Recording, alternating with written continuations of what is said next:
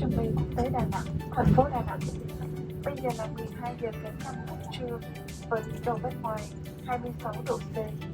Quý khách lưu ý ngồi yên tại chỗ, cài chặt dây an toàn cho đến khi máy bay dừng hẳn và đèn hiệu cài dây an toàn đã tắt. Cẩn thận khi mở ngăn hành lý, kiểm tra kỹ tư trang và tuyệt đối không mở cửa máy bay khi không có yêu cầu của tiếp viên. Hành khách sử dụng dây an toàn cho em bé, vui lòng để lại tại ghế ngồi hoặc gửi cho tiếp viên tại cửa máy bay.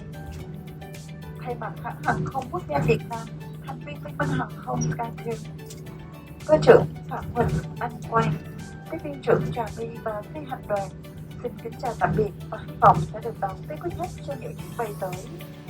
Xin cảm ơn.